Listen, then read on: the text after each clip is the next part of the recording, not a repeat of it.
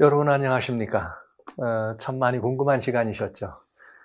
제가 지난 한 주일 동안 여러 많은 분들에게 전화로 혹은 이메일로 또 이 텍스트로 글로벌 팩트, 10월 11일부터 18일까지 있었던 바티칸의 글로벌 팩트에 대해서 무슨 일이 있었는지 그 결과에 대해서 상당히 많이 궁금해 하시는 분들의 그런 전화들을 많이 받았습니다. 정말 많이 받았습니다. 저는 지난 이 시간에 여러분들과 같이 글로벌 팩트, 정말 10월 11일부터 18일까지 있는 이 일에 대해서 굉장히 많은 우려를 하면서 여러분들에게, 여러 하나님의 백성들에게 기도하고 정말 이 인류의 이 운명이 저울추에 달릴 수밖에 없는 그런 상황들을 놓고 간절하게 여러분 앞에 호소한 시간을 가졌습니다. 여러분 먼저 감사하다는 인사를 드려야 되겠습니다.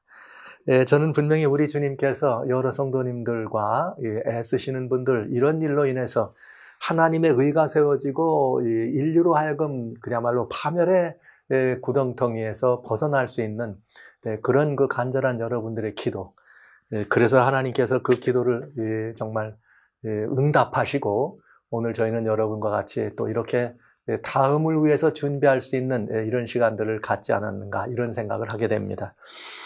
저는 오늘 지난 시간 10월 11일부터 18일까지는 이 글로벌 팩트, 정확하게 말하면 글로벌 에듀케이션 컴팩입니다. 또는 이 글로벌 컴팩 온 에듀케이션, 뭐 이렇게 여러 가지 이런 말들을 쓰지만은 쉽게 말하면 지구촌 공동체에 관한 이야기를 하면 되겠습니다. 이 글로벌 팩트란 말은 그냥 지구촌 공동체다, 이렇게 보시면 제일 무난한 이야기입니다. 오늘 저는 그 모든 것들의 이 후속 이야기와 함께 그 시간에 있었던 일들을 여러분에게 말씀드리면서 글로벌 팩트, 그야말로 이 수상한 이 세계 통합으로 가던 이 글로벌 팩트에 대한 문제들을 여러분과 같이 그 결과 혹은 그 이후의 일들을 여러분과 같이 나누는 시간을 가지려고 합니다. 성경에는 이런 이야기가 있습니다. 물론 이 성경이 주어진 이 이야기는 바티칸을 중심으로 했었던 그 글로벌 컴팩이라고 하는 이 문제에 대한 것도 해당이 되는 거죠. 충분히 우리는 돌아봐야 될 아주 중요한 필요가 있는 성경의 예언들을 우리는 먼저 잠깐 보면서 이 문제를, 하나님의 말씀이 제시해 주시는 이 문제에 대한 답을 찾아가도록 그렇게 하겠습니다. 요한복음 14장에 보면 29절에 그런 말씀이 있어요. 일이 이루어지기 전에 미리 말한 것은, 일이 이루어지기 전에 미리 말했다는 말은 예언했다는 말이죠. 일이 이루어진 다음에 너희로 하여금 믿게 하려 함이라. 그러니까 하나님의 말씀 속에 있는 약 한 20%, 25%가량 예언으로 되어 있습니다. 이 예언으로 되어 있는 이 말씀들은 주님이 우리한테 맡겨주신 이유는 그 예언이 롱텀, 아주 오랜 시간 동안에 이루어질 것도 있고, 또 어떤 것들은 바로 그 당대에 이루어질 여러 가지 일들이, 성경에 많은 예언들이 무수히 들어있는 것이 사실입니다. 근데 이런 모든 예언들을 우리들에게 주신 이유는 성경대로 말씀드리자면 일이 이루어진 다음에는 믿게 하려 합니다, 이렇게 되어 있어요. 그러니까 성경 예언을 살피고 성경 예언을 잘 살펴보면 그 여러 가지 상황들을 바라보게 되고 하나님의 이 모든 주권과 하나님의 이런 모든 것들을 주관하시는 은혜를 보면서 우리들의 심령 속에 믿음이 용서넘치는 것을 볼 수 있다, 이렇게 우리는 알 수가 있죠. 자, 그런데 성경의 어떤 예언들은 이런 거 있어요. 여러분들 요나 얘기 좋아하죠. 요나에게 다시스로 가는 요나가 다시 니느웨로, 물론 니느웨로 가라 그랬지만 도망친 요나가 다시스로 갔습니다. 그가 니느웨로 갈 때에 하나님은 그에게 40일 시간을 주었어요. 이거 빨리 회개하지 않으면 40일밖에 안 남았다, 니느웨 사람들 멸망한다. 그래서 요나가 가서 열심히 증거했습니다. 40일 동안. 그랬는데 백성들이 다 회개하고 돌아왔어요. 40일이 지난 다음에 니느웨는 멸망하지 않았습니다. 우리는 이런 말을 보죠. 요나는 하나님의 예언이 예언대로 성취되지 않은 거에 대해서 뾰로통해졌습니다. 주님은 그에게 어찌 그럴 수가 있느냐. 여기에 있는 많은 이런 이 사람들이 요나에게 박넝쿨의 비유를 보여주시면서 이 박넝쿨보다 귀하지 않느냐, 이런 이야기들을 하시면서 요나의 교훈을 우리에게 들려주셨죠. 그런데 여러분, 하나님은 그 예언을 성취하지 않으신 것이 아니에요. 40일 만에 너희가 멸망시키리라, 그 말씀 속에는 회개하면 멸망하지 않는다는 거죠.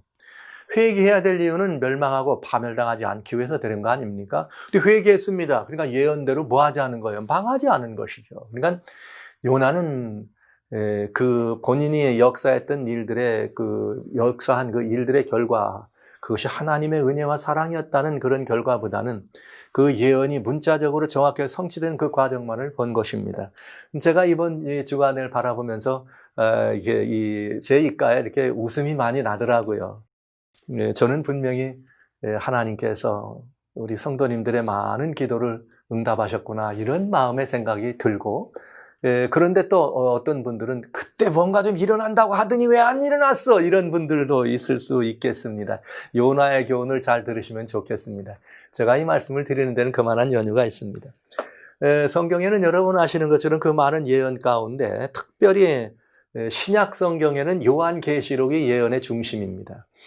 이 요한계시록은 예수님 십자가 이후부터 시작해서 예수님이 다시 오시고 인류 역사와 그런 모든 새하늘과 새 땅까지의 창조가 들어있죠. 그런데 그 가운데에서 마지막 말세라고 하는 시대에 인류가 하나님 앞에서 서 있는 마지막 시대에 인류가 하나님 앞에서 하나님을 대항해서 배도하는 최후의 배도의 모습이 들어있는 성경이 있어요. 그것이 요한계시록 17장입니다. 물론 제가 여러분 혹시 비밀의 문 읽어가면서 열어가는 비밀의 문 요한계시록 17장 17-1부터 17-5까지 되어 있어요. 한번 자세히 한번 이 시간 있으면 들어보시면 거기에 나오는 내용들을 소상히 아시게 될 텐데, 거기에 보면은 무슨 말이 있는가 하면 이런 말이 있어요. 17장 5절에는 그 이마에 이름이 기록되어 있다. 그 이마에 이름이 기록되어 있는데 그 이마에 기록된 이름은 비밀이다. 그리고 그 비밀인데 그 이름을 바벨론이다, 이렇게 말했어요. 바벨론이다. 그리고 이 바벨론들은 이 땅에 있는 모든 음녀들과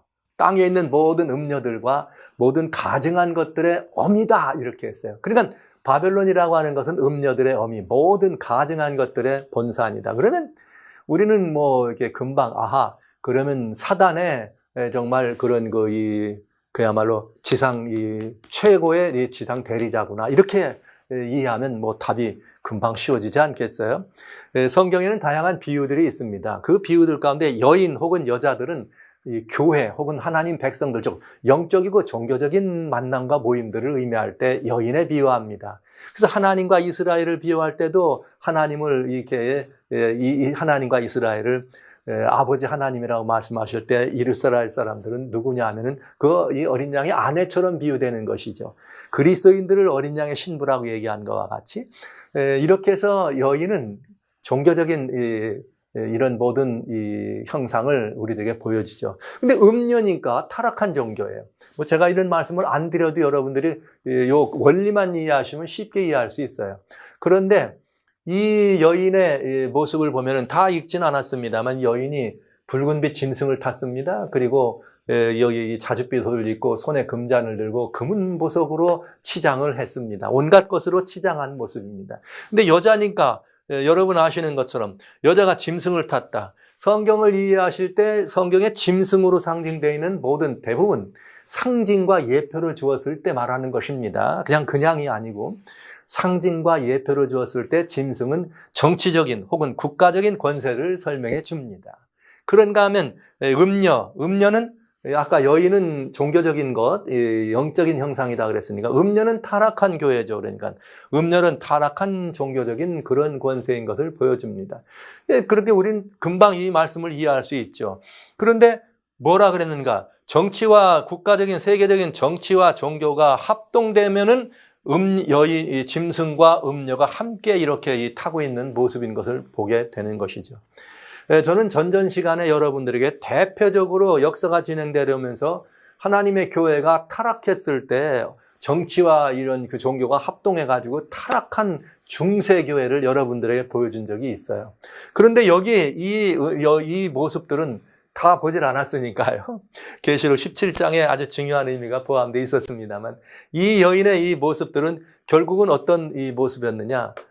타락한 이 중세교회가 다시 이렇게 이 교권주의가 부활하는, 그래서 마지막 역사를 이렇게 하나님께 배도하는 일로 진행해 나가는 과정인 것을 보여주고 있다는 것이죠. 그런데 지금까지 근세기에 전 세계가, 중세 이후에 전 세계가 정치와 종교와 경제가 합동돼서 하나의 거대한 역사를 이루겠다라고 하고 전 세계 국가적인 지도자와 종교 지도자와 경제 지도자와 문화, 사회, 다양한 학술, 모든 지도자들을 불러서 모아서 All brothers, 우리 모두는 하나다. Human fraternity. 그리고 또 우리 모두는 다 이 solidarity.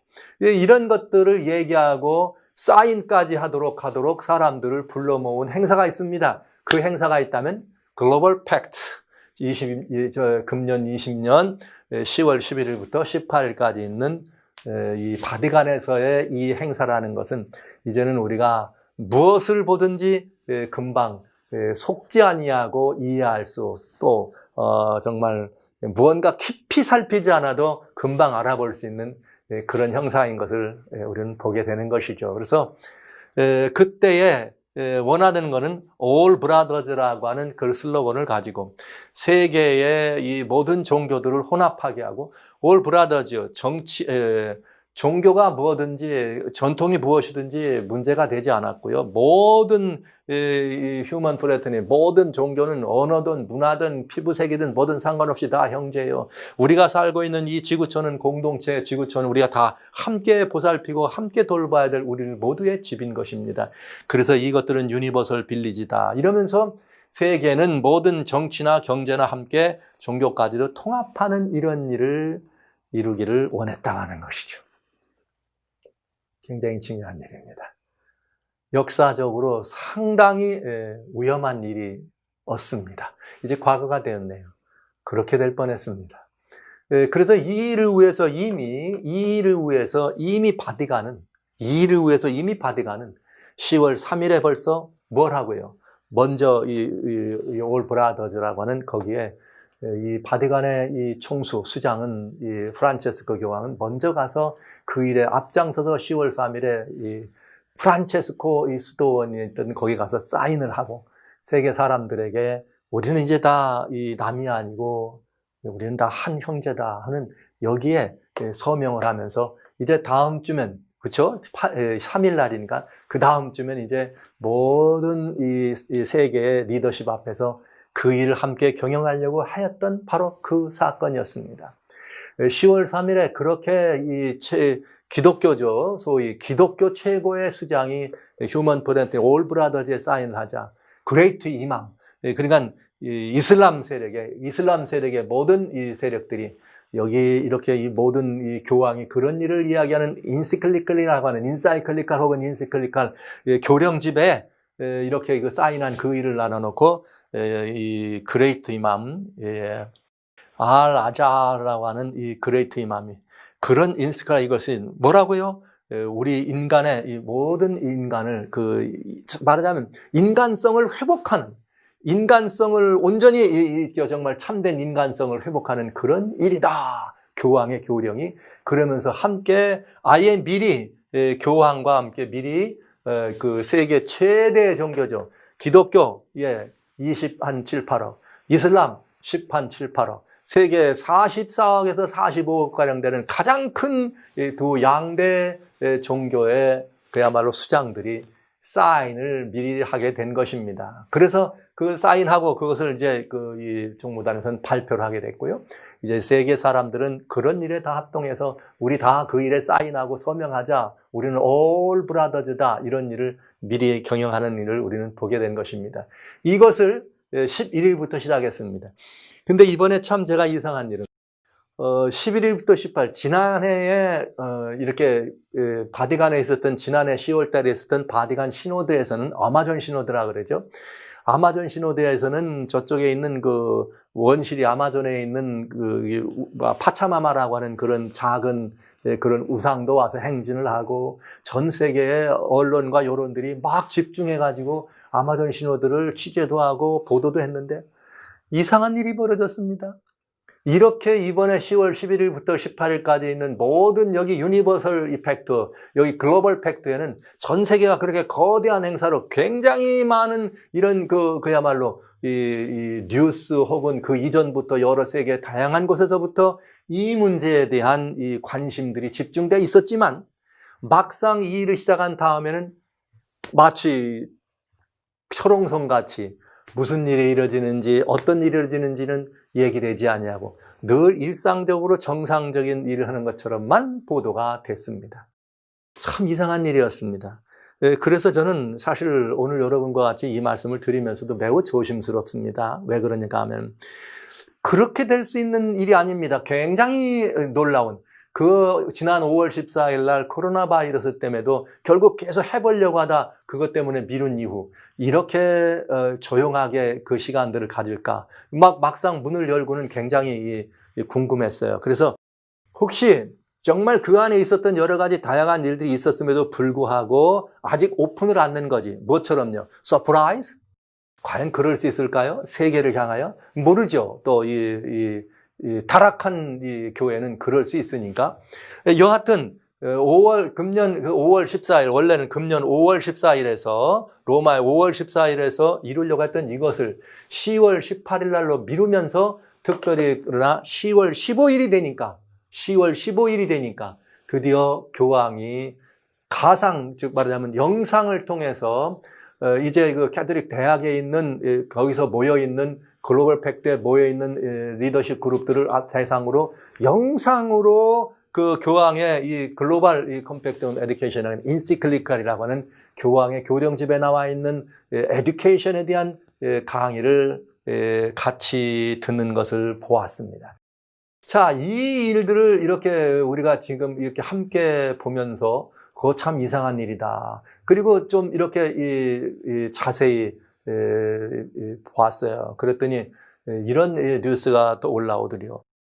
교황은 목요일 10월 15일입니다. 영상을 통해서 지구촌 이 교육 공동체를 재천명할 것입니다. 이렇게 발표가 뜨면서 거기서 있었던 이제 그 교황의 그 내용의 발표가 됩니다.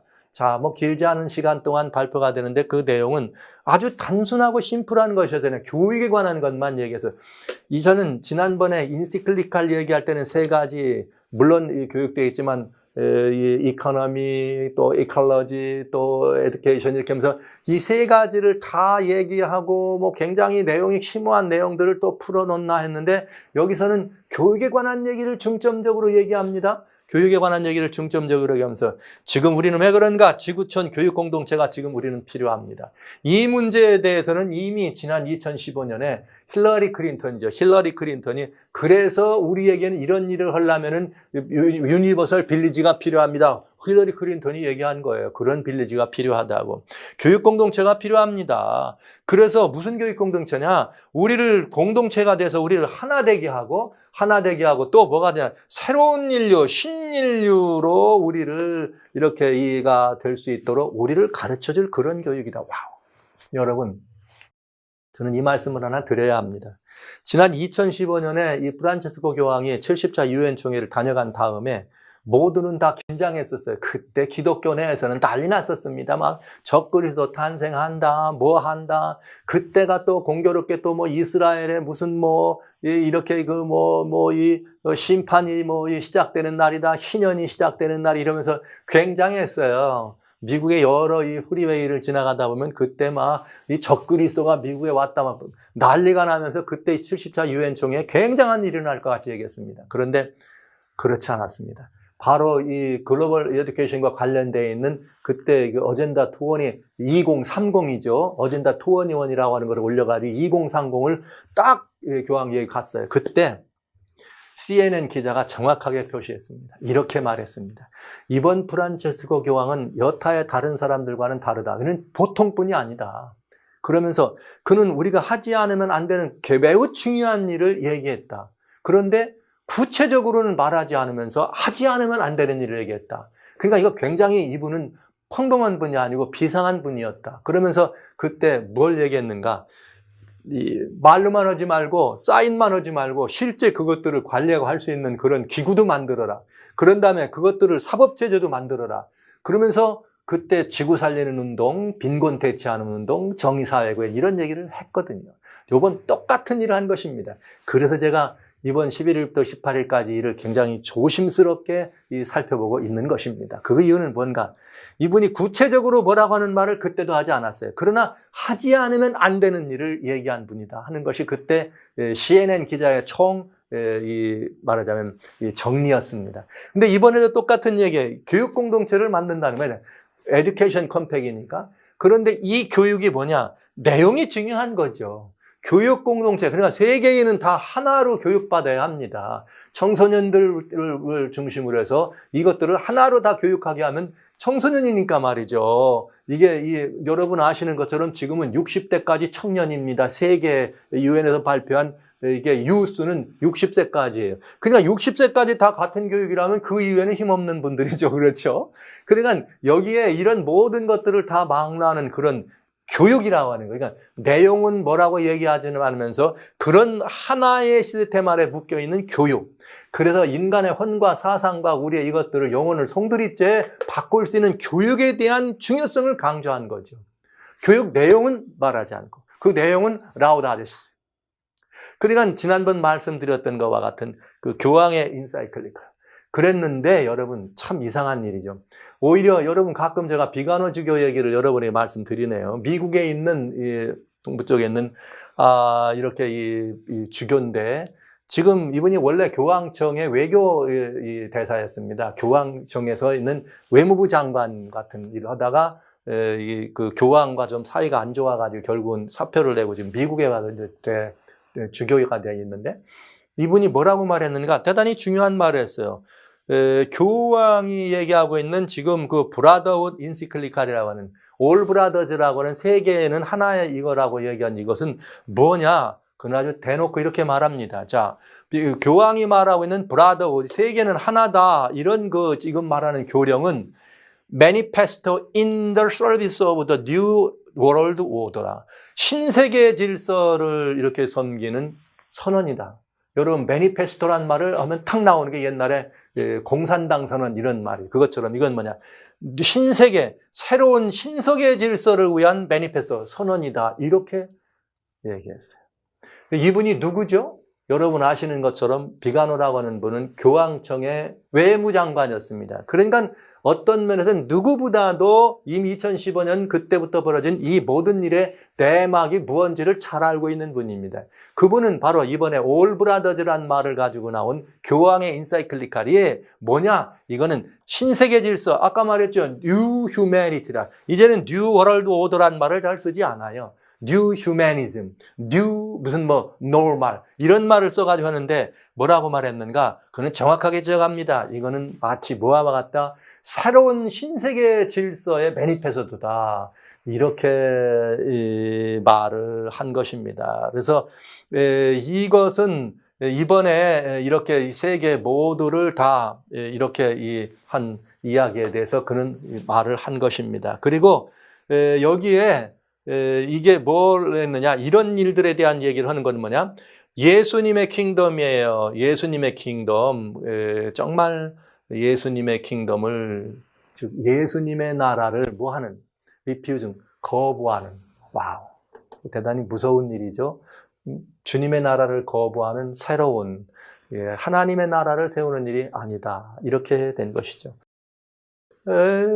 이게 도대체 무슨 일일까? 왜 비간호 주교는 그런 말을 했을까? 비슷한 시기에 이런 일이 일어났습니다. 아이리시 이 사제인데 아이리시 출신 사제가 무슬림의 이맘에게 이번 기도회 캐톨릭이죠. 캐톨릭 절지에서 이번에 이 기도회를 좀 이렇게 이끌어 달라고는 부탁을 합니다. 그래서 지금 캐톨릭입니다. 전주교 안에서 지금 기도회가 진행되고 있어요. 이 사제는 아이리시 출신인데 저기에 이맘입니다.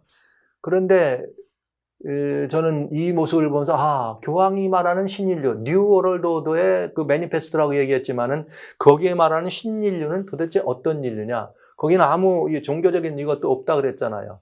근데 거기 내용이 뭐냐면 이런 것이에요. 그 이맘이 회중들을 다 모은 다음에 예수님을 선지자, 예수님을 하나님이 아닌 선지자급으로 아브라함이나 예수님이나 모하메드나 데이빗 같은 선지자처럼 마지막에 모든 것들을 마치고 주기도문을 마치고 영어로 된 코란도 읽으면서 교회 안에서 마지막으로 이 축도를 하는데도 그렇게 말합니다. 모든 이렇게 우리 주님이시여 하나님께 영광과 찬양을 돌립니다. 그러면서 우리에게 하나님의 그런 놀라우신 은혜와 평강을 우리에게 내려주시고 주님의 사랑하는 제자들에게 내려주시고 그 서벤트 안에 the prophet, 선지자들, 예수님, 아브라함, 모하메드 그리고 all of them, 여러분. 그러니까 예수님이 하나님이 아니고 그냥 선지자들과 같은 존재 중에 하나인 것으로 말을 하고 있는 이슬람 그 가르침과 우리 이 캐톨릭의 가르침이 지금 합동돼서 함께 하나님께 기도하는 사건. 이게 소위 All Brothers의 New Humanism의 New Humanity의 결국은 진수 아닐까요? 여러분은 어떻게 생각하십니까? 이게 과연 있을 수 있는 일일까요? 우리는 이 문제에 대해서 많이 생각해 봐야 합니다. 그래서 지난 5월 15일 날 여러분 이 글로벌 팩트라고 하는 에듀케이션이라는 말을 썼지만 그 포장된 넘어는 뭐냐면 together to look beyond.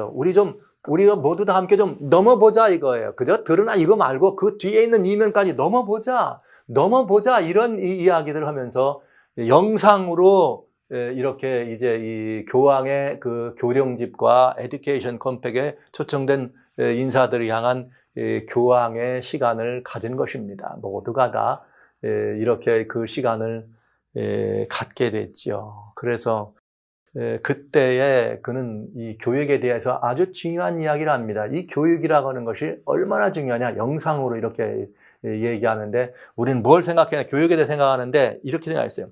우리 세상과 우리 세상의 역사를 더욱 사람답게 만드는데 무엇보다도 최상의 길은 뭐냐? 교육이다. 인간을 인간답게 만들고 세상을 이렇게 사람 중심적인 이런 걸로 만드는 거는 교육에 있다는 거죠. 그래서 교육이라고 하는 것은 뭐냐면 대를 이어 물려온 그 조상 때부터 지금까지 from generation to another 이게 대를 물려 내려온 서로 간의 그런 그 사랑과 서로를 책임져주는 이런 모든 것들 사랑하고 책임져야 하는 그런 일 중에 가장 중요한 일이 뭐냐? 교육이라는 것이. 그러면서 교육은 모든 사회계층이 다 포함되어야 하는 것입니다. 이렇게 설명합니다. 이렇게 해서 그날 이렇게 바티칸에서는 세계인의 이런 모든 이목이 집중된 가운데 10월 15일 날 에듀케이션 컴팩이라고 하는 거기서 교황의 그것도 직접이 아니라 영상을 통한 메시지 굉장히 이상하죠? 영상을 통한 메시지. 그 세계의 모든 사람들을 다 불러놓고 영상을 통한 메시지가 가능한 일 같습니까? 아니라면 그거는 뭔가 좀 이상한 일이죠. 여러분, 저는 이렇게 단적으로 이번 글로벌 팩트 모였던 그것이 절반 쪽만 이렇게 이루어졌다. 발표되고 보도된 것만 살펴봤을 때는 반쪽의 모임이 되었다. 알려지고 준비되고 사람들에게 불려진 모든 것은 굉장한 거였어요. 정말 인류의 운명을 가늠할 수 있는 매우 중요한 것 같았는데 실제 나타난 현상, 열어봤더니 반쪽밖에는, 이 바티칸의 이 모습, 반쪽밖에는 이루어지지 않았다. 저는 지난 시간에 이게 아마 미국의 이야기를 여러분에게 드리면서 미국이 없으면 절반만에 이 행사가 될 수 있을 거다 이런 말씀을 드렸는데 역시 이번 이 모습이 지금 그런 모습이에요. 그러나 여러분 더 조심해야 합니다. 이번 이 교황은 굉장히 보통 분이 아닙니다. 그래서 지난번 70차 유엔총회 때 보여준 것과 똑같습니다. 교육에 대해서만 강력하게 얘기합니다. 그리고 그 내용은 알아서 할까요? 아니면 그거의 부수적인 문제는 다음에 틀림없이 등장될 것으로 생각을 합니다. 자, 이건 마치 뭘 말해주는가? 미국이 참여하지 않으니까 그런 모든 국제적이고 세계적인 바디간이 주선하는, 말하자면 여자죠. 이렇게 어쩔 수 없이 제가 이렇게 음렬한 표현을 쓸 수밖에 없네요. 이렇게 된 여자가 중심이 돼서 이런 어떤 일을 하는데 짐승을 타지 않으면 행사할 수 있다 없다? 없다. 정치적이고 물리적인 파워가 없이는 단순히 종교적인 행사만 가지고는 안 된다는 거죠. 그래서 어떤 종교나 정치가 합동되고 연합되지 아니하면 그 모든 것들은 그 세력을 온전히 이루어갈 수 없는 것을 이번에 우리는 또 한번 보게 되는 것이죠. 그러니까 바디간이라고 하는 한 세력, 즉 그게 중세를 다시 부활한 타락한 교회였다, 기독교였다, 그런 교회적인 그런 파워만 가지고는 되지 않는다는 거죠. 그런데 그렇게 해서 절반만의 행사와 같은, 절반만의 집회와 같은 모습을 일단은 보여놨습니다. 그 내부적으로 뭘 했는지는 지금 아무도 알지 못해요. 거기서 정말 뭐 나라마다 와서 대사들이 와서 사인을 했는지, 교황청에 대사가 왔는지, 일부 유럽의 대통령들이 참석한 건 확인이 됐지만은 거기 폼페이오 대통령도 만나기도 하고, 폼페이오는 11일 날 거기 다시 미국에 돌아온 것을 우리는 알고 있고요. 미국은 어쨌든 간에 트럼프 대통령이 안 가셨으니까 여기 참여 안 한 거로 봤다 할 때 절반만에 이런 그 행사가 되고 말았다는 것. 형식적으로 내용은 우리가 아직 볼 수 있지만 형식적으로는 그렇게밖에는 볼 수가 없겠습니다. 그런데요, 참 이상합니다. 그동안 발표를 그렇게 되지 않았는데 20일부터 무슨 일이 벌어지는가? 바로 거기서 로마에서, 바티칸 곁에 있는 로마에서, 그것도 바티칸 뮤지엄이나 그 캐톨릭 대학을 중심으로 해서 무슨 일이 벌어지는가? 이런 일이 벌어져요. 전 세계의 종교 지도자들이 평화의 축제를 로마에서 진행하는 것입니다. 20일부터. 그래서 이제 이 교황이 그 평화의 전당에, 평화의, 세계 종교 평화의 그런, 이런 것에, 세리머니에 참석한다, 이런 얘기를 하면서 거기에 많은 세계 종교 지도자들을 다 모였어요. 정말 이렇게 다 모였어요. 그러면서 그 슬로건이 뭐냐? 정말 그 슬로건은 뭐냐면은, 이게 평화나 인류애라고 하는 것, 이런 것들은 한 사람만으로는 우리에게 이렇게 이루어질 수 없는, 그러니까 우리 모두가 다 함께 해야 된다고 하는 것을 중심으로 얘기하는 그런 슬로건으로, 이렇게 이 회의가 진행되고, 이제 거기에 이 교황이 함께 참석하게 됩니다. 그래서 이번 종교에는 특별히 이제 막 종교에서도 나오고, 여러 다양한 계통의 이 기독교 안에 있는 모든 복음주의, 또 캐톨릭, 정교, 그 외에 여러 무슨 뭐 힌두, 불교, 이 다양한 종교 지도자들이 다 이슬람 함께 모이게 됐죠. 그래서 이런 그 종교들을 다 이렇게 함께 모여가지고 평화의, 세계 종교 지도자들 간에만 모이는 평화의 축제. 정치적 지도자는 아직 이번에 여기는 빠졌죠. 여기는 종교 리더십. 자, 그러니까 잘 여기까지만 본다면 11일부터 18일까지 올 브라더즈 다 해서 그냥 세계적인 잔치 행사하고, 그러니까 이건 종교 지도자들이 또 모였다는 말은 원래부터 예정된 모임이죠. 아마 그 일이 더 적극적으로 진행되고 추진될 수 있도록 우리 종교가 뒤에서 뭔가 좀 해보자꾸만, 뭐 이런 결의화를 다지기 위한 예정된 행사였음을 알 수가 있습니다. 여하튼 그러니까 반쪽만의, 절반만의 그 성공이었다, 아니면 절반만의 행사였다라고 이렇게 그저 아직 다 완전히 그것을 이야기할 수는 없어요. 왜? 은밀한 어떤 거 있었는지를 우리는 모르니까. 자, 여하튼 이렇게 해서 무슨 일까지 만들어졌느냐? 여기서 무슨 일을 했느냐면 그레이트 이맘하고 프란치스코 교황에게 세계 평화를 위한 그런 말하자면 시상식을, 상을 주게 됩니다. 그래서 세계 평화상을 받게 되죠, 두 분이. 그러면서 세계 평화상을 받게 되면서 행사를 진행합니다. 그러면서 이 행사가 시작되기 전에 복음주의 교회에서는 성경을 봉독하고, 그 다음에 성경을 봉독하고, 또 종교 쪽에서는 나와가지고 기도회를 합니다. 기도회를 하는데 그 기도는 이것입니다. 폭력과 전쟁, 그리고 테러로 상처를 입은 세상의 모든 나라들과 지역들을 기억하며 우리의 눈과 마음을 하나님께 돌립니다. 이런 이 기도회를 시작합니다. 그리고 이제 이런 기도와 함께 무슨 일이 있느냐?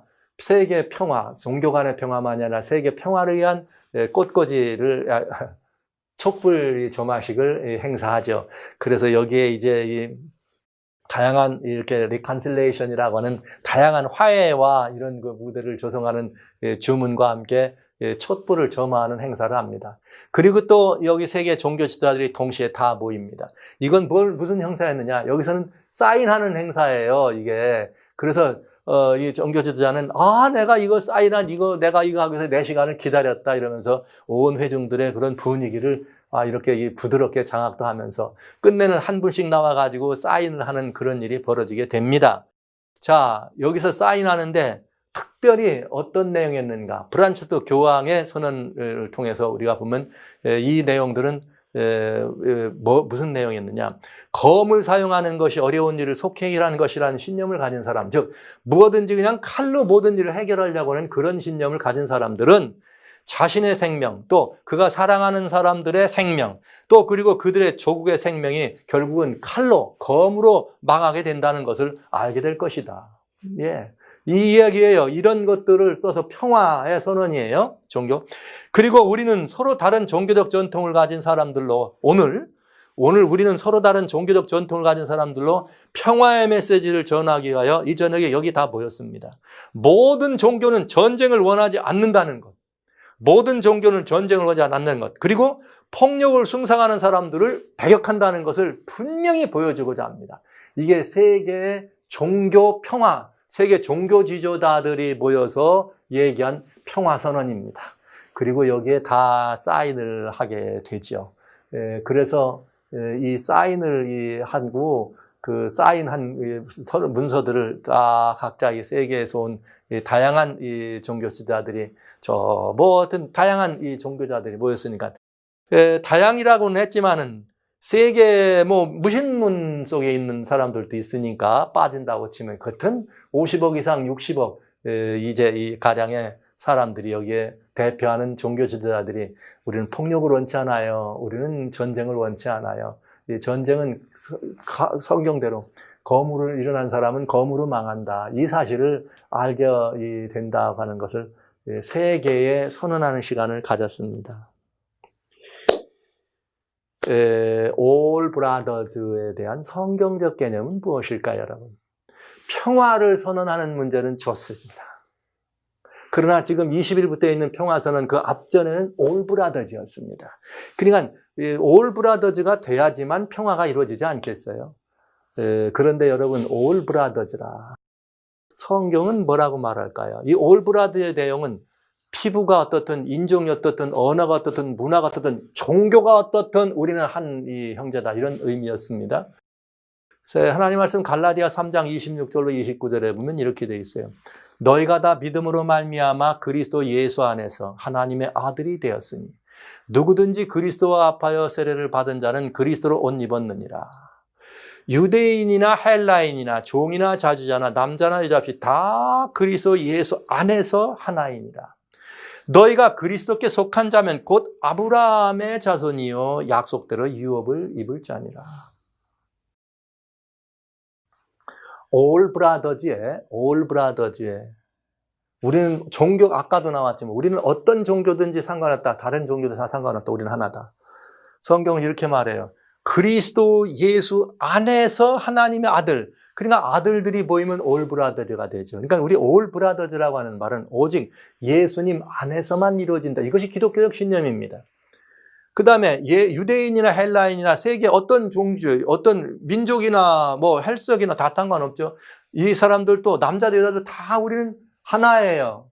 Human Fraternity. 그리고 이 Universal Solidarity. 하나예요. 그런데 어디서 하나냐?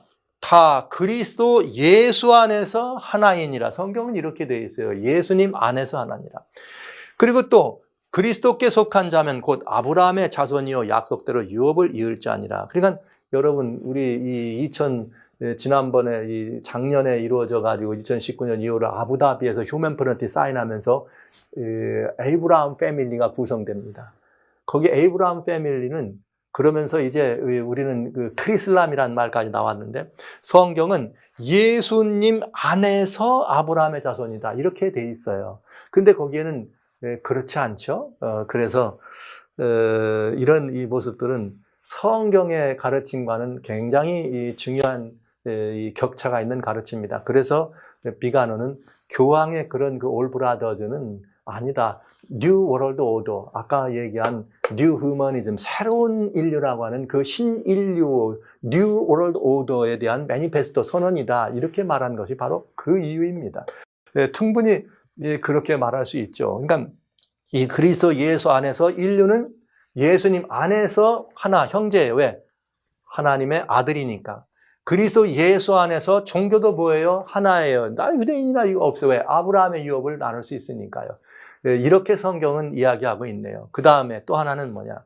정치적이고 경제적인 부분에 있어서도 성경은 분명히 다니엘서에 한번 말씀드렸습니다만, 왕께서 철과 진흙이 섞인 것을 보셨은즉 그들이 다른 인종과 서로 섞일 것이나 피차에 합하지 아니하며 철과 진흙이 합하지 아니하면 같을 것이다. 의지가 섞여 있는 미렘입니다. 이 말은 그렇게 되지 않는다는 말은 그렇게 하지 말아라는 뜻이에요. 즉 합하지 말고 한 나라로 가지 말도록 하라. 만약에 그렇게 한 나라로 가는 일이 있으면 매우 위험해진다. 그러면서 이건 다니엘 2장에 나오는 신상의 예언이지만은 이 발과 발가락 시대 때 이 뜨인 돌이 내려온다는 이야기를 한 것이거든요. 그런데 여러분, 역사의 마지막 경점에 성경은 이렇게 말했어요.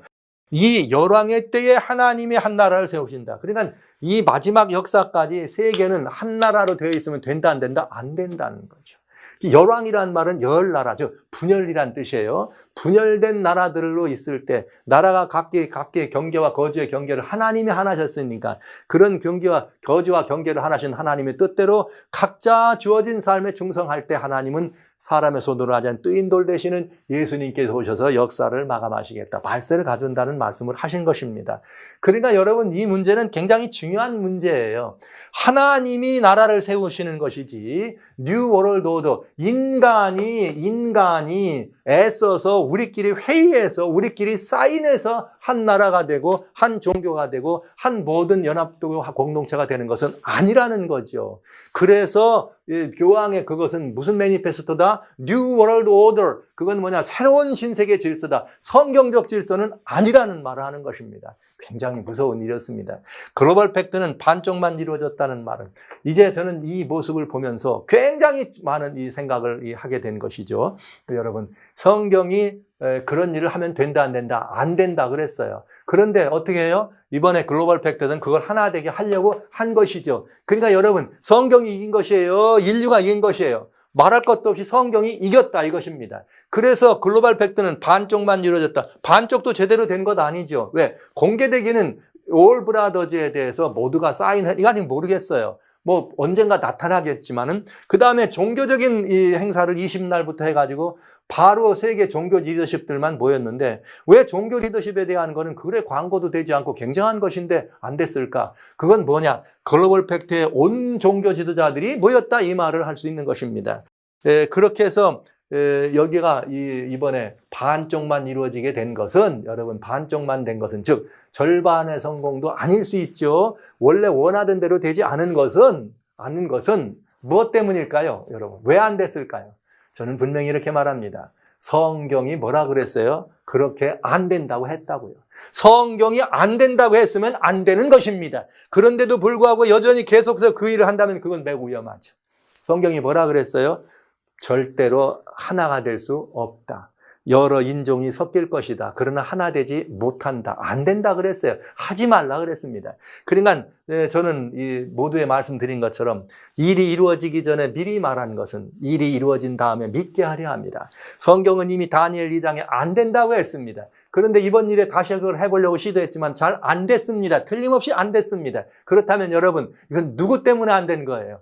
거기에 참석하지 않은 미국 때문에 안 된 것일까요? 아닙니다. 주님께서 안 되도록 경영하신 것이죠. 그건 성경이 그렇게 얘기했으니까요. 그래서 성도 여러분들의 기도가, 하나님이 뜻이 이루어지기를 원하는 기도가 응답된 것으로 알고 기도에 함께 참여하신 여러분들에게 제가 깊은 감사를 드리는 것입니다. 여러분이 이기셨습니다. 무엇 때문에요? 말씀을 믿음으로 말미암아. 자, anyway, 이제 우리는 또 한 번 그런 상황을 바라보면서, 그럼에도 불구하고 왜 주님께서는 이 집회가 거의 성공적인 집회, 모두가 다 그렇게 하나 될 거라고 생각했는데 어떻게 해서 이런 일이 있을까? 그 비하인드 스토리와 같이 드러난 사실들을 바라본다면 우리가 꼭 관심 가져야 될 문제가 여기 있게 되는 것을 보게 됩니다. 그때에 참 이상한 일이긴 하지만 글로벌 팩트가 진행되기 바로 직전에 11일 이전에 갑자기 무슨 일이 벌어지는가? 이 세계 최고의 강대 제국인 미국의 대통령 도널드 트럼프 대통령이 코로나 바이러스에 확진이 되면서 병원에 입원하게 되는 일이 벌어지네요. 코로나 확진이 되면서 병원에게 월터 리드라고 하는 병원에 입원하면서 그는 무슨 일이 벌어져요? 이제 글로벌 팩트와에는 만약에 가야 된다 하더라도 안 가도 될 수 있는 정상적인 그런 상황이 된 것입니다. 그런데 그때에 이렇게 병원에 있는 동안에 누가 바디간을 들어가느냐? 미국의 국무장관 마이클 폼페이오 국무장관이 바디간에 들어갑니다. 거기에 들어가는 이유는 무엇인가? 중국이 종교 자유를 억압하고 있으니까 중국이 이렇게 그런 일을 하지 못하도록 민주주의가 동맹을 하는데 민주주의 동맹에 바티칸이 참여해주고 조만간 있을 바티칸과 그 중국과의 그런 그 수교, 2년 된 수교를 다시 재협상하는 데 있어서 하지 말아달라고 권고하러 폼페오 장관이 간 것이죠. 또 가면서도 만나고 가기 전에도 만나고 그는 뭐냐? New Alliance of Democracy라는 말은 민주주의 동맹입니다. 민주주의 동맹에 여러 나라들을 이렇게 많은데 무슨 민주주의 동맹이냐? 특별히 중국의 공산주의, 중국 공산당을 반대하는 민주주의 동맹을 이렇게 만들어 가면서 돌아간 것이죠. 중국이 일대일로라고 하는 그야말로 현대판 실크로드를 만들어가면서 이미 유럽까지 장악해 들어가는 것을 보고 이러다가는 전 세계가 다시 중국의 휘하에 공산화되는 것을 볼 수밖에 없다. 그러니 그것을 막아야 된다고 하는 것이 미국의 입장이었습니다. 그래서 미국이 이게 대립각을 세우고 이제는 그 중국의 세력에 반대하는 민주주의 동맹 국가들을 모으고 연하들을 참여시키면서 그게 권역별로 이제 이렇게 만들어가는 것을 보게 되죠. 우리 한국을 중심으로 있는 아시아 태평양 쿼드라 그래가지고 중국을 상대로 해서 지금 반체제 동맹을 맺는 것입니다. 민주주의 동맹. 근데 한국은 거기에 왜 안 들어가는지 잘 모르겠습니다. 자, 이렇게 해서 민주주의 동맹을 맺어가는 이 일을 하고 있었기 때문에 이 일을 위해서 바티칸에서도 뭐하라? 이 일을 위해서 바티칸에서도 함께 참여해주고 그 중국과의 협상 문제를 이렇게 하지 말아달라 이렇게 얘기를 한 것입니다.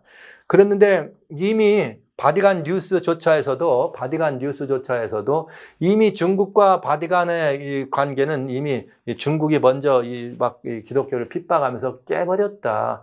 그런데도 불구하고 바티칸은 그걸 의식하지 않고 재협상, 즉 새로운 것이 아니라 이미 있었던 재협상을 하게 됩니다. 그렇게 하게 되고 이제 우리 폼페오 장관이 그 문제에 대해서 어떻게 자기가 와서 그렇게 기독교인을 핍박하는 이 중국과 중국 공산당과 그렇게 함께 그런 그 친교를 맺을 수 있느냐 하지 말아라 그렇게 얘기했지만 여전히 교황은 그래도 차이나를 아주 위대한 나라라고 얘기합니다. 그러면서 그 파롤린이라고 하는 대사가 가서 그 일들을 같이 하는 걸 보면서 폼페오가 많이 실망을 한 거죠.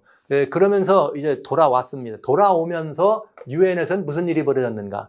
이제 새로 유엔 유엔 인권위원회 상임이사국이 다시 이제 선출되는 그런 상황이 됐어요. 그런 선출되는 상황이 되는데 미국에 돌아와서 그걸 또 막아보려고 유엔에서도 와서 인간의 그런 기본권에 대한 인권 이런 것들을 신장하고 또 이렇게 하는 그런 일들을 위해서 만들어진 인권위원회죠. 유엔 인권위원회. 그런데 거기서도 역시 중국의 인권 유린 현상에 대해서 이렇게 이야기를 하고 중국이 그런 일에 참여되는 것에 대해서 굉장히 우려스러운 얘기를 했지만은 인권위원회에서는 다시 중국이나 러시아나 쿠바나 이런 나라들에 가지고 다시 상임위원으로 이번에는 뽑아줬어요. 사우디아라비아 들어갔죠. 거기 파키스탄 들어갔죠. 인권이 되게 무시되고 유린되는 나라들이 다 상임이사국으로 들어갔습니다. 그래서 미국이 지금까지 추진해왔던 것들을 없애버리고 새로운 지금까지 말이죠. 세계의 인권을 더 장려해주고 세계 인권을 보호하는 그럴 수 있는 이것들을 위했던 가져왔던 그 미국이 지금까지 해왔던 그런 원칙들이나 그런 모든 기회들을 다 이렇게 무시해버리는 그런 상황을 유엔에서 바라보게 된 것입니다. 여러분, 유엔이라고 하는 것이 이 인권위원회는 굉장히 중요한 일을 많이 해야 되고 했어야 되는데 근래 와가지고 유엔 인권위원회가 인권을 유린하는 일을 그저 밥 먹듯이 하는 그런 나라들에서 침묵하기 시작했어요. 그래서 지금 미국에서는 계속해서 유엔에서 일어나는 일들에 대해서 거부하려고 하는 움직임을 보이고 또 몇몇 인권들에 대해서는 WHO나 이런 데는 유엔 지원을 철회하기도 하는 이런 일을 보게 되는 것입니다. 그래서 미국은 정말 인간의 휴먼 라이트에 대해서 우리가 말로만이 아니라 그 이상의 일들을 지금까지 이렇게 해왔다.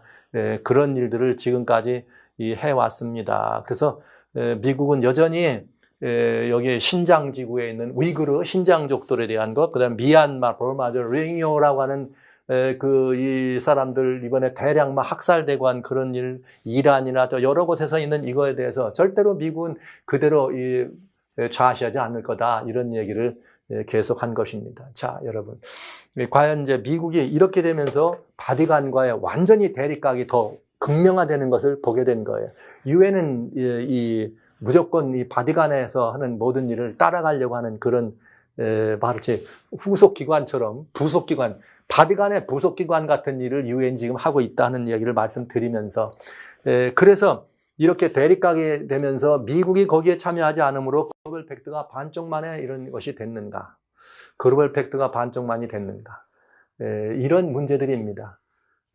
그러나 세계 정치나 경제나 종교가 통합하는 것은 파멸의 길이라고 하는 것을 성경은 우리들에게 이미 보여주셨어요.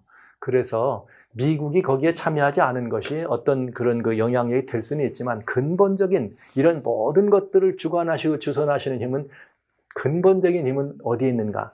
우리 주님께서 막으셨다는 사실입니다. 여러분, 데살로니가 후서 2장 5절로 8절에 이런 말이 있습니다. 이게 불법의 비밀이 활동하는 일을 막는 일이에요. 내가 너희와 함께 있을 때 이 일을 너에게 말하는 것을 기억하지 못하느냐. 이 일이라는 건 뭐냐? 불법한 사람이 나타나서 하나님의 성전이 아니라 내가 자칭 하나님이다 하는 이런 일들을 말하는 거예요. 불법의 비밀이죠. 내가 너희와 함께 있을 때 이 일을 너에게 말하는 것을 기억지 못하느냐?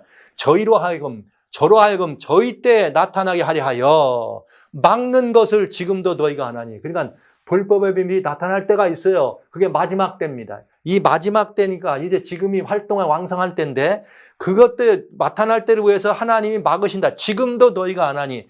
불법의 비밀이 이미 활동하였으나 지금 막는 자가 있어 그 중에서 옮길 때까지 하리라. 그때에 막는 자가 있어요. 이 불법한 일이 일어나지 않도록. 막는 자 누구예요? 하나님께서 이것을 막으십니다. 그러나 언젠가는 이 일에 대하여 그때에 불법한 자가 나타나리니 그래도 막아도 역시 마지막 배도의 길에 서게 되니니 그때는 언제냐? 주 예수께서 그 입의 기운으로 저를 죽이시고 강림하여 나타나심으로 패하시리라. 예수님 재림은 바로 이 문제와 매우 밀접한 관계가 있는 것을 알 수가 있습니다. 즉 불법한 존재가 마지막 자리에 나타나는 이것이 바로 멸망에 가증한 것이 거룩한 것에 서는 사건이죠. 그걸 바라보면 어떡하라고요? 그때가 바로 예수님 강림하실 때가 된다. 이것을 우리는 알게 됩니다. 그러니까 저는 이번에 글로벌 팩트가 잠깐 이렇게 어마어마한 세계적인 행사로 광고되고 추진되고 진행됐지만 그 일이 이루어지지 않고 절반쯤의 행사인 것처럼 마치 그냥 보통 또 오히려 예년보다도 훨씬 더 주목을 받지 못하고 이렇게 문을 내린 걸 보면은 틀림없이 이건 하나님의 주권적 섭리가 있었다고 저는 확신합니다. 그래서 이런 일을 있다고 하는 것을 보게 되는 거죠. 자, 그럼 왜 주님께서 그 일을 이렇게 막아주셨을까? 그 이유는 이것이다. 로마서 2장 4절로 7절에 이런 말씀이 있어요. 혹 내가 하나님의 인자하심을 너를 인도하여 회개하심을 알지 못하여 그 인자하심과 용납하심과 길이 참으심의 풍성함을 멸시하느냐? 여러분, 저는 이번 이 글로벌 팩트에 대해서 드릴 말씀이 사실 많이 있어요. 이게 어떻게 우리 이 시대에 우리들에게 적용돼야 될지 말씀드릴 게 많이 있습니다. 그러나 이제 차츰차츰 구체적인 이야기를 여러분들과 앞으로 해드릴 것으로 생각합니다. 여기 보시죠. 하나님의 인자하심이 우리를 알고 회개하게 하기 위해서 어떻게 하신 거예요? 막아주신 것이에요. 기회를 주시는 것입니다. 그런데 그렇게 인자하심이 막아주는 것도 모르고 그 참으심의 풍성함을 멸시하냐? 다만 고집과 회개치 아니한 마음을 따라 진노의 날 하나님의 판단이 나타날 때까지 그 일을 계속해서 진행할 거냐? 진노를 내게 쌓는다 그랬어요. 계속해서 그 일을 할 거냐? 그러니까 무슨 말이에요? 하나님의 진노를 이렇게 쌓는다 그랬는데 그 하나님의 판단이 일어나기 전에 뭐 하라는 거예요? 고집 버리고 회개하라 이 말이잖아요. 그러니까 온 인류에게 주시는 말씀이 오늘날 글로벌 팩트가 그렇게 계속해서 고집하지 말고 이제 뭐 하라는 거예요? 고집 부리지 말고 뉴 월드 오더는 인간의 생각이고 하나님께서 말씀하시는 예수 그리스도 안에서 형제라고 하는 사실, 예수님 안에서 우리는 하나라는 사실, 예수님 안에서 우리가 아브라함의 유업을 누릴 수 있다는 사실을 믿고 그렇게 될 기회를 주시는 것입니다. 그런데 예수님이란 이름을 얘기하고 성경을 가지고 있으면서도 기독교란 이름을 가지고 하나님을 배도하는 가장 무지한 일이죠. 왜? 다른 종교가 하나님을 배도한다는 말은 몰라서 그렇다고 할 수 있어요. 그런데 하나님을 배우고 가르치고 하나님을 선포해야 될 기독교가 앞장서서 하나님을 배도하는 하지 말라는 일을 고집 부려서 그 일을 한다면 어떡할 거냐 이 말이죠. 그 책임은 누가 져야 될 것인가? 어마어마한 책임이 되지 않겠습니까? 저는 그래서 주님께서 우리들에게 한 번 마지막으로 이 엄청난 역사를 잠시 막아주셔서 이건 하나님께서 주선해서 막아주셔서 우리들로 하여금 무슨 기회를 회개케 하시는 하나님의 인자하심을 경험할 수 있는 기회를 주시는 기간이다. 저는 이 기간이야말로 얼마나 중요한 기간이냐. 여러분, 저는 여러분들에게 말씀드리기를 트럼프 대통령이 코로나 바이러스에 걸린 건 절묘한 섭리 같다. 그래서 이번 일이 미국에 참석하지 않으면 아마도 이 절반만 행사할 수 있다는 말씀을 드렸는데 마찬가지로 그런 역사여조차도 이것은 우리들에게 매우 중요한 깨달음을 보여주는 사건입니다. 그러나 여러분 여기 한 가지 더 아셔야 될 게 있습니다. 자, 이게 무슨 말인가? 지금 엘리트라고 하는 그룹이 있죠. 소위 말하는 음모론자들이 말하는 그런 이야기가 있는데 이건 엘리트 그룹이라고 하는데 이건 음모론하고는 상관없는 말입니다. 여기 엘리트들이 말하는 The Great Reset이라고 하는 말은 지구촌을 다시 재편성, 다시 한번 새롭게 재구성하겠다는 얘기예요. 이건 어디서 나온 얘기냐? 금년입니다.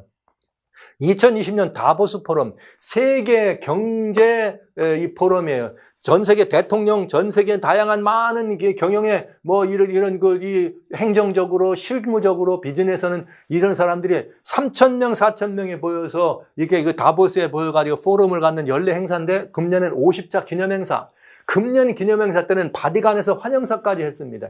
그런데 이번 금년에 50차 기념행사의 가장 중요한 슬로건이 뭐냐? The Great Reset이에요. 지구촌은 어떻게 한다는 것이에요? 다시 어떻게 한다는 거예요? 재편성하자는 거예요.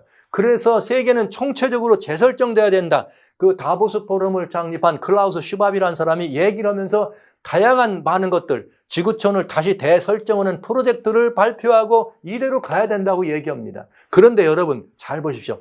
2020년 1월 달이면 아직 코로나 바이러스는 있을 때입니까? 없을 때입니까? 세계적인 현상이 되기 전입니다.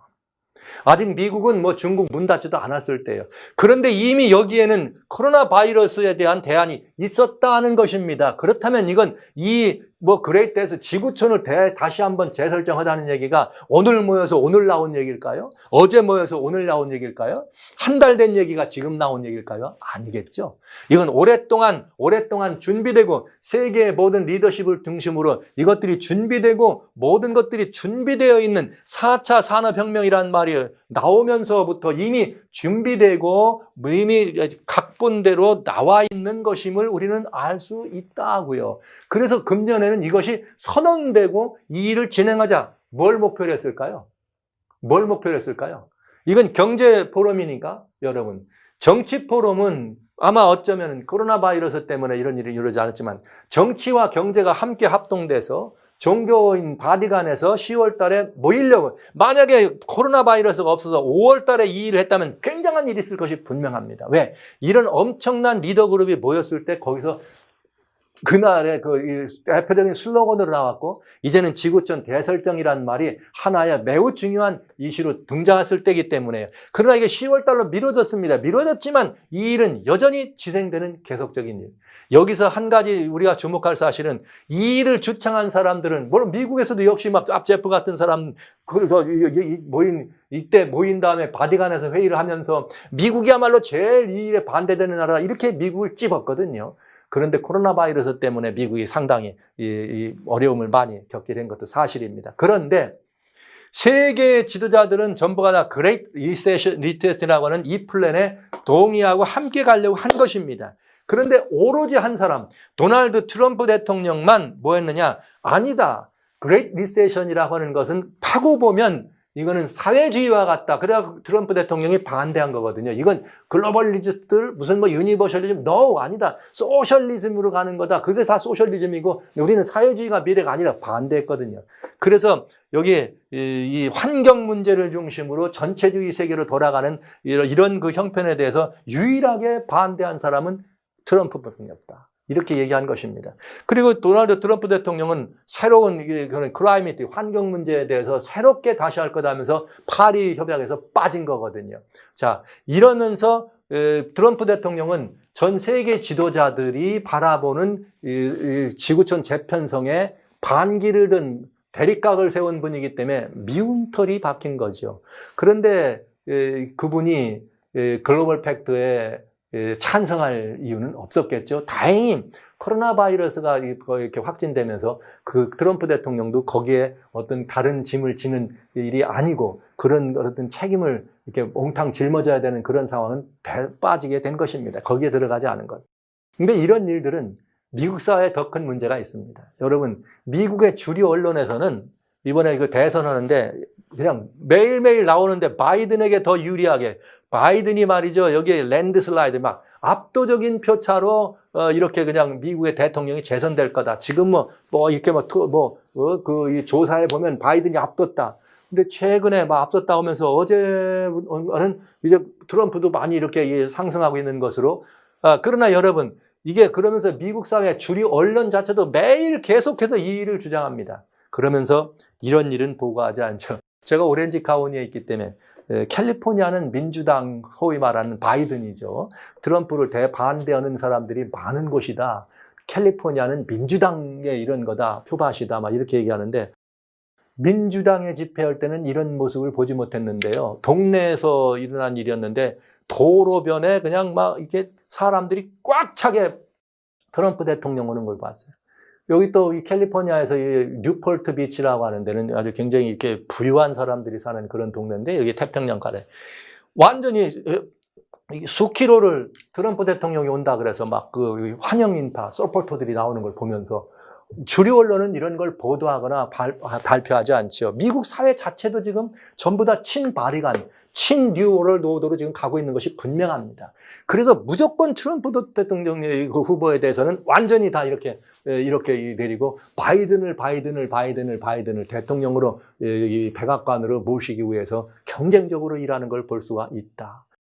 참 어째 이런 일이 이 나라가 이렇게 생겼는지 참 어려운 일이지만, 계속해서 주류 언론은 보도하지 않지만은 실제 트럼프 대통령이 유세를 하는 곳은 어마어마한 인파들이 모여듭니다.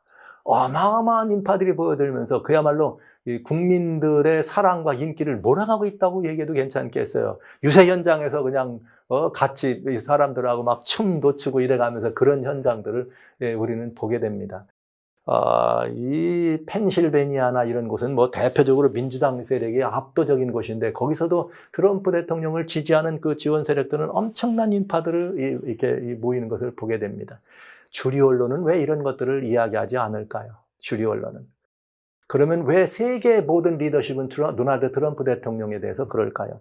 이번 글로벌 팩트도 세계가 다 갔을 텐데 도널드 트럼프 대통령이 코로나 때문에 안 간다. 그러니까 나도 안 간다. 이렇게 되지 않았을까요? 민주주의 동맹이라는 거기에 참여한 사람들은 다 그렇게 되지 않았을까요? 물론 유럽의 일부 대통령들은 참석했지만, 그러면서 거기는 결국 정치 지도자가 빠지면 종교 리더십만 가지고는 힘이 없죠. 그러니까 그건 절반만, 반쪽만의 이 행사가 될 수밖에 없는 것이다. 그러면 왜 이런 일이 벌어졌을까? 우리는 이게 도널드 트럼프 대통령이 참석하지 않았다. 그래서 안 됐을 거다. 이렇게 얘기할 수 있지만 그것도 어떤 생각해 볼 수 있는 거지만 실제 과연 그럴까요? 이상한 일이긴 하지만 미국 도널드 트럼프 대통령이 진짜 기독교인이 아니냐 이런 것도 많이 돌아다녀요. 그러나 그의 그 공언하는 이야기는 우리는 미국은 하나님께만 무릎을 꿇습니다. 뭐 이런 얘기를 하고 어디든지 가면 막 지금 이건 라스베가스 쪽에 왔을 때는 교회에서 트럼프 대통령을 단 앞으로 모아가지고 그냥 단에서 소위 기독교가 얘기할 땐 폭탄 기도라 그러죠. 앞에다 놓고 막 전 성도들이 모여가지고 트럼프 대통령을 위해서 기도회를 하기도 하고 이럽니다. 그런데 친천지교 성향이죠. 친선지교 성향인 이런 그 사이트에 하려고는 분들이 뭐라고 말하나, 이 자닌니, 이분이 이제 굉장히 여기서 굉장히 많이 활동을 하고 있는데, 이런 표현을 씁니다. 미국 대통령이 미국을 하나님께로 돌이키는 그런 증거가 여기 있다. 이런 표현들을 해요. 그러면서 굉장히 여러 가지 많은 이야기들을 하곤 합니다. 이러면서 도널드 트럼프 대통령이 미국을 이렇게 유세장에 갔을 때도 도널드 대통령이 유세장에 가가지고 우리는 말이야 뭘 믿더라 마스크 쓰는 거 가지고 믿지만 다 마스크 쓰면 자기는 안 썼죠. 이번에 확진해서 바로 나오면서 나는 항체가 생겼다 말이야 안전하다 그래가면서 마스크를 벗고 이야기를 합니다. 그래서 우리가 신뢰하는 건 마스크가 아니다. 우리는 누구를 믿는다? 하나님을 믿는다. 이렇게 얘기해. 거기에 참석했던 어떤 사람들은 이 말 때문에 그냥 막 눈물이 다 나왔다 오는 사람들 있더라고요.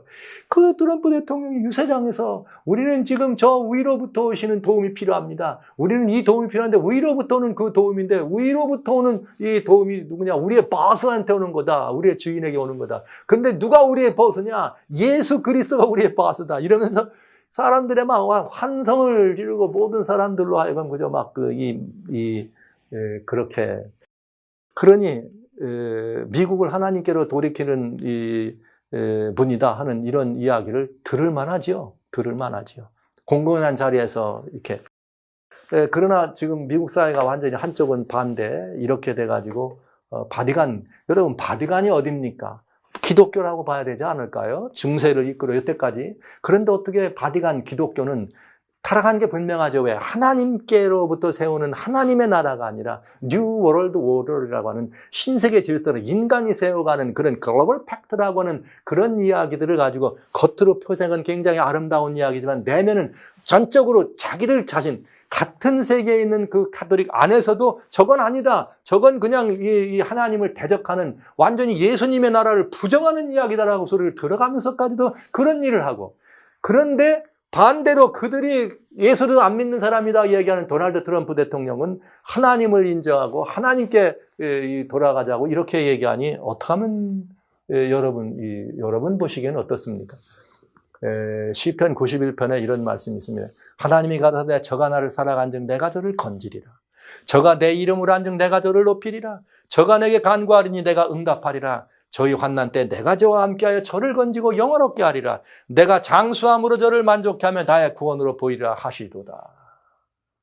하나님을 인정하고 하나님의 이름을 높이면 하나님이 구원하시고 높여주신답니다. 오래 살게 하신답니다. 코로나 바이러스가 확진됐습니다. 도널드 트럼프 대통령은 위험군입니다. 왜? 65세 이상은 다 위험군이에요. 이 대통령은 이미 70이 넘으신 분입니다. 그러니까 위험군이 분명하죠. 그런데 이게 막 연일 이 유세장에 다니면서도 그 건강을 어떻게 유지할 수 있을까? 그런데 트럼프 대통령이 10월 7일이죠. 이제 그 병원에서 나오자마자 제일 맨 먼저 한 게 뭐냐? 내가 하나님께로부터 은혜를 받았다. 브레이딩 프롬가. 내가 지금 나온 건 하나님께 은혜를 받았다.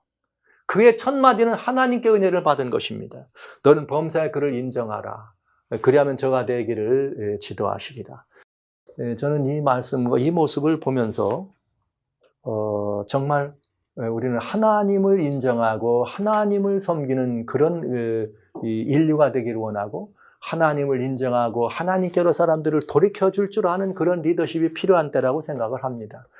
여러분 이런 모습들을 바라보시면서 역사의 한 토막 시절이 어떻게 흘러가는지를 우리는 지금 보고 있는 것입니다. 아주 극과 극의 양극화되어 있는 상황을 우리는 보게 되네요. 성경에 이런 때 늘 말씀드렸지만 하나님께서 뭐라고 말씀하셨는가?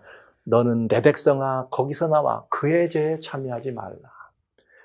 여러분, 하나님께서 우리들에게 말씀하시고 권면하시고 교훈 주신 하지 말라는 일은 안 하면 됩니다. 너희 모두는 다 그렇게 이렇게 막 이 나라들이 합동되고 모든 것들이 합동되는 거 하지 말라고 주님 말씀하셨어요.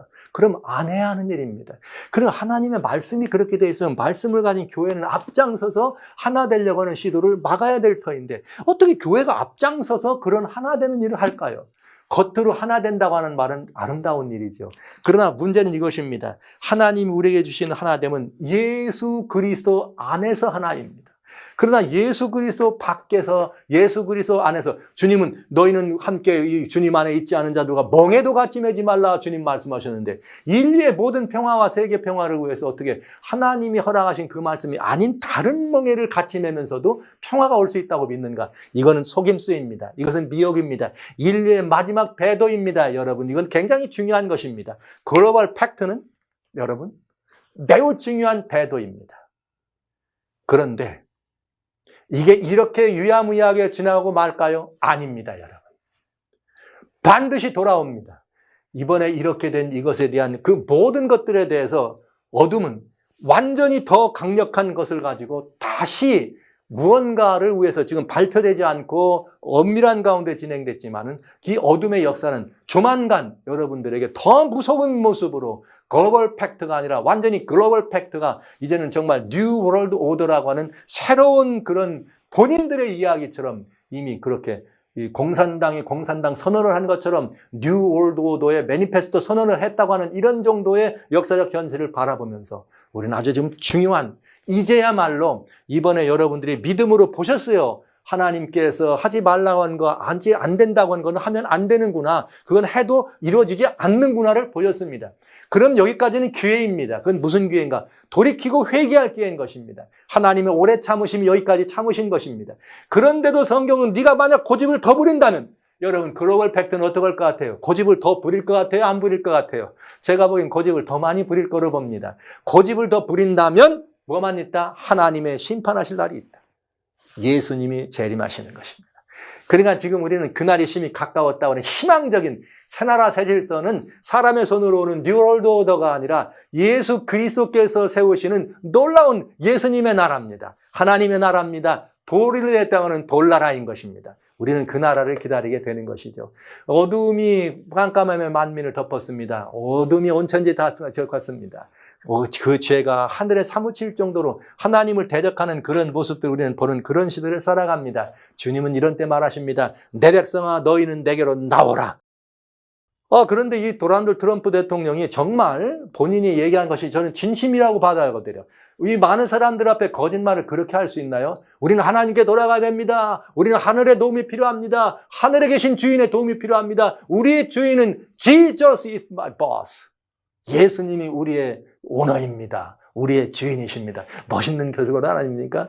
이렇게 해서 만민이 정말 우선 미국이 하나님께로 돌아가고 만민이 하나님께로 돌아가서 하나님의 은혜로 말미암아 이 모든 황폐돼가는 것들도 고쳐지시고 주님의 적극적인 개업으로 말미암아서 우리의 모든 이 억울하고 힘든 모든 일들도 상황이 반사되는 이런 일이 일어나기를 소원하지 않습니까? 그 나라가 심히 가까웠는데 여러분 지난달에 반가운 소식이에요. 이 어둡고 코로나 바이러스 때문에 천지간의 사람들이 이렇게 어려운데도 태국입니다. 불교의 나라입니다. 지금 태국이 많이 시끄럽죠. 태국이 많이 시끄러워요. 왜냐하면 이 왕정이 지금까지 되니까 그걸 좀 벗어나려고 많이 시끄러운데 태국에서 지난달에 무슨 일이 있었느냐?